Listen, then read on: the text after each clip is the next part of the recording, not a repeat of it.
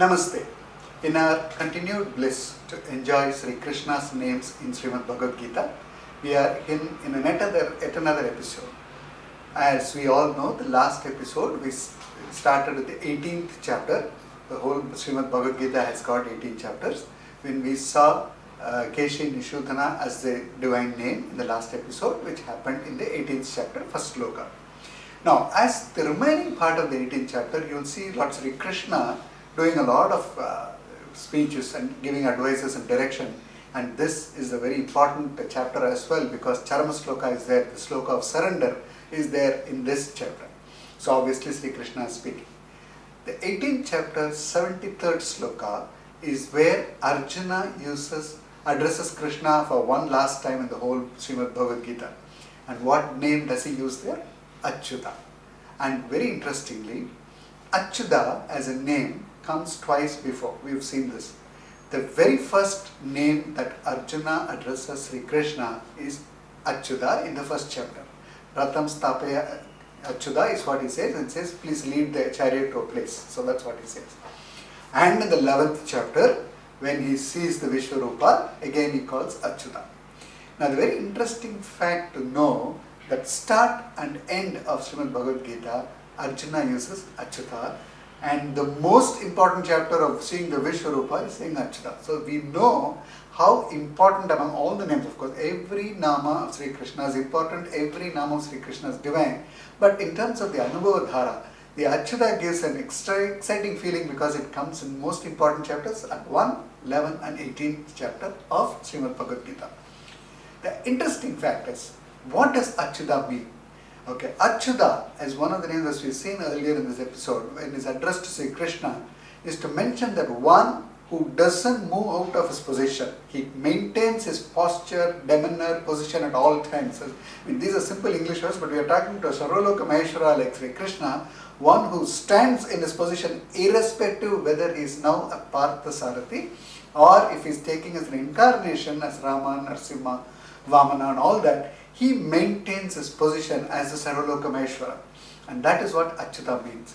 And the corollary of that is, or in addition to that, is also that those who surrender into this Achyuta, he ensures that those bhaktas, those disciples or those devotees do not move away from their position and their status. Because when Arjuna first addressed Sri Krishna as Achyuta, he was in a state of being forlorn. He was, in fact, his Khandiba is about to fall out of his hand. So he was in a position or a state of mind losing himself.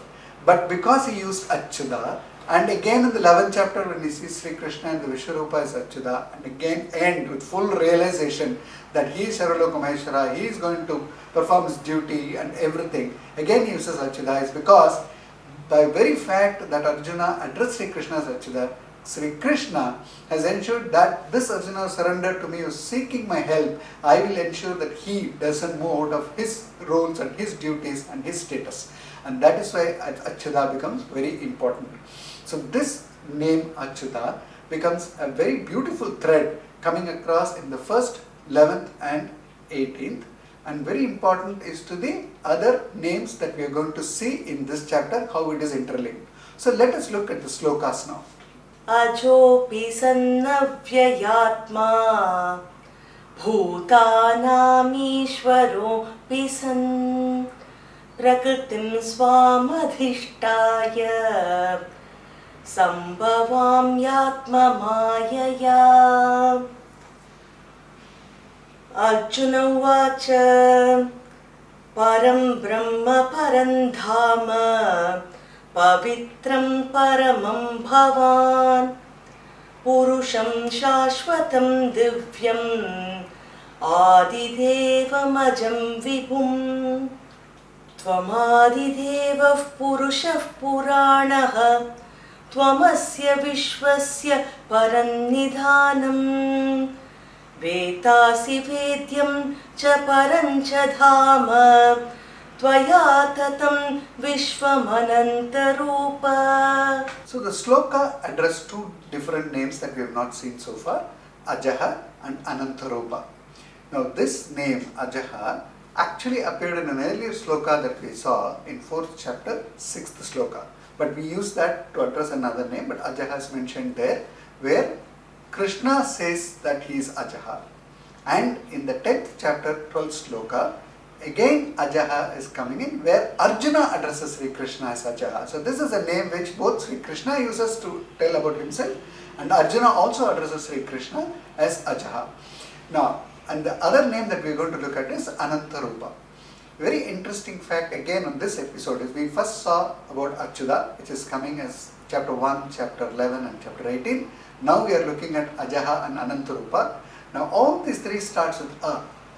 Now why A becomes very important is in the 10th chapter, Sri Krishna says Aksharanam Akarosmi. In the alphabets I am A. So any time you even say absent-mindedly you are actually calling Sri Krishna.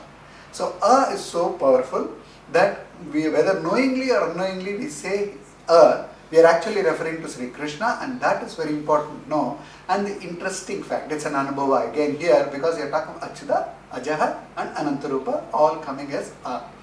This Ajaha is a name which has beautiful connotation, where it is where Sri Krishna is explaining his avatara jnana in the 4th chapter, because what he tells Arjuna is, you know Arjuna, whatever I am telling you now, I have already told Surya Bhagavan some time back, some eons back.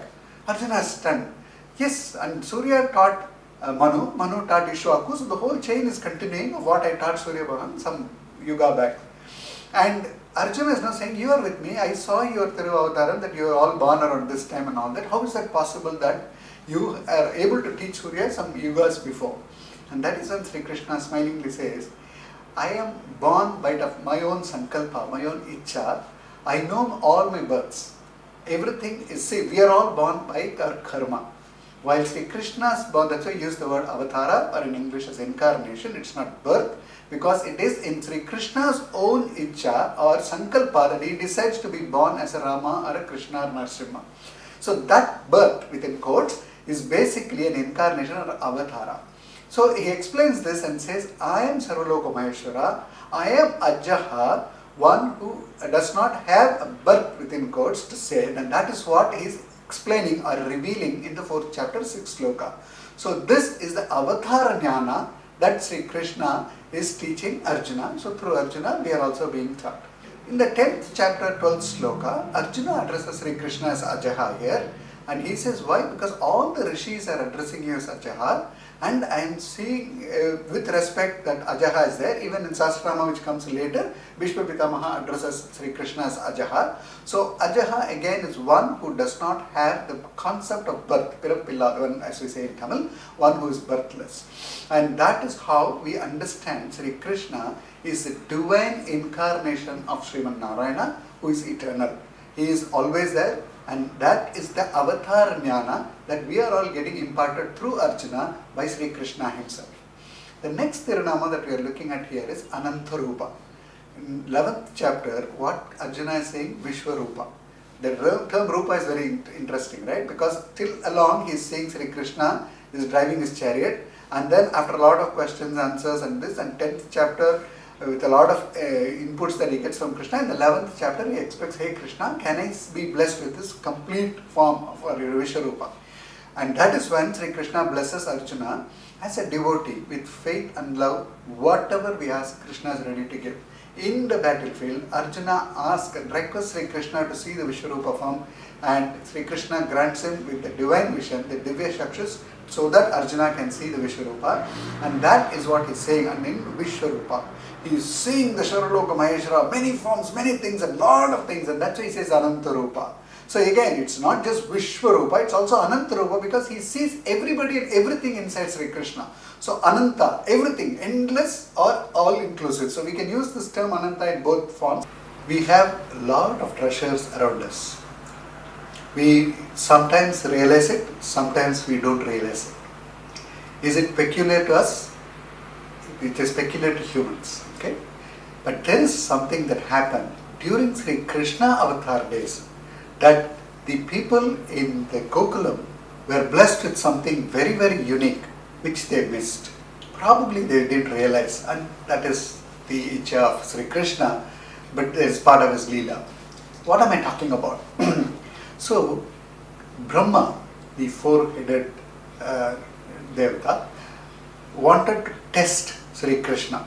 Why he wanted to test Sri Krishna is because he couldn't take it that Sri Krishna was moving around with children and amongst the cattle, and very, very normally. He is Sarvaloka Maheshwara, he is Paramatma, but he is walking around casually and having lunch with from everybody around him, from all the villagers and children of the villages who are basically raising cows and calves. So how Krishna eats is very beautifully defined in Srimad Bhagavatam, where he has food in both arms, he has pickles topping all the fingers like finger tops. So he takes one morsel of food, then that takes the pickle like this. Can you imagine Krishna doing this? And that is how simply he is there. People say he is Paratvam, right? He is everything, he is Sarvaloka Maheshwara. When we say this, we get a certain of respect and certain amount of fear. Could we enjoy the feeling of love towards a Paratvam, Sarvaloka Maheshwara? If we see his Vishwarupa form, we will definitely worship him. I am not sure if we will love him. So Krishna wants us to love him. So he shows his Saulabhya once in a while, so that here as Sri small Bala Krishna, he is moving around with people and giving us certain leelas, very important like this, where we can fall in love with Sri Krishna. If many of his Krishna leela will make us fall in love again and again and again. So like this it is there. Brahma says, what is this? Sarvaloka Maheshwara is being like this, so let me test it. And as Krishna is having lunch like this, Brahma quietly makes everybody disappear. All the fellow children out there, the cattle, the cows and calves, everything suddenly disappears. Krishna is eating, suddenly sees nobody around him and walks around like this with his food and searching. Then realizes what's happening, he smiles quietly, and suddenly Sri Krishna, though he is Saulabhya, because that is again Sri Krishna, ensures that we start loving him by his Saulabhya. At the same time, he is very clear that we can't take him granted, so he shows his Paratvam once in a while. So, not to get afraid because of Paratvam, he shows his Saulabhya. Not to take his Saulabhya as granted, he shows his Paratvam. So here, Brahma took Saulabhya for granted and tried to test it. Krishna knew what was happening. You know what he did? He transformed himself as all the children, all the cattle which means the cow and the calf, everybody as Krishna himself. So Krishna manifested as all the children and all the cattle out there. In the evening, all these people go to the village, right? In Gokulam. So they all go back. Who is going back? It's Krishna is going back as the children of every house. Krishna is going back as the cow and the calf. The calf that runs behind the cow to take its milk is also Krishna. So the people in Gokulam were so blessed to see Krishna as their child. Probably Krishna didn't want them to know, because if we know that our child is Krishna himself, I think we'll just fall flat, because it's too much to take. It's too much to take. So Krishna was there as their children and as their cattle and just being reared by everybody for one full night. Brahma came and said, I thought everybody would be worried without seeing their children and all that. I'm seeing everybody happy. Realizes what it is, and Krishna shows himself, that shows to Brahma also that I am inside you too as Antaryami. So this is what you talk of Anantarupa. In that village, in that Gokulam, Sri Krishna was everything, Anantarupa, cow, calf, the children, everything is Anantarupa. Even the food, even the feed of the cow, for the cow, it was Krishna, so Anantarupa. Such is the greatness of Sri Krishna as Anantarupa, which is what Arjuna is seeing now in part of Vishwarupa, where he is addressing him as Anantarupa. Anantarupa is a Anubhava Jnana, a Jnana that is we get by experiencing that he is Ananta, he is endless, he is everything and all that. So that is what Arjuna was granted. Through Arjuna we are also granted. We saw Ajaha as Avadhara Jnana. We are seeing now Anantarupa as Anubhava Jnana. So all these things we saw Achyuta, because 18th chapter, as we saw, it's a chapter of surrender. 18th chapter, 66 sloka is the Charama sloka, sloka of surrender, which all of us know, we must know. In that sloka, in 73rd sloka, Arjuna again calls Sri Krishna as Achyuta. This time, completely knowing that Sri Krishna is everything and he is Achyuta, an unfailing one who always keeps his stand and who ensures all those who surrendered to him also maintain the standard. So that is how Sri Krishna is addressed as Achyuta, and Achyuta is Ashraya Jnana, the surrender jnana that comes because of surrender to Sri Krishna. So this episode we saw Achyuta, Achyuta, Anantarupa and Ajaha. Achyuta is Ashraya Jnana, Ajaha is Avatara Jnana, and Anantarupa is Anubhava Jnana. Let us worship Sri Krishna. He is Anantarupa, he is Antaryami in us, he is Antaryami in you, he is everywhere, omnipresent, omnipotent. Let's worship Sri Krishna, who is birthless, Ajaha, because every incarnation he takes on his own will, on his own sankalpa, and that is why he is here, and he is Achyuta. As long as we hold him with surrender to him with love and faith, he will ensure that we hold our stand and he will always protect us. Jai Shri Krishna. Namaste. Madhava Achyuta Krishna Hare Rishikesha Kesava Govinda Vasudeva Bhagavan Janardana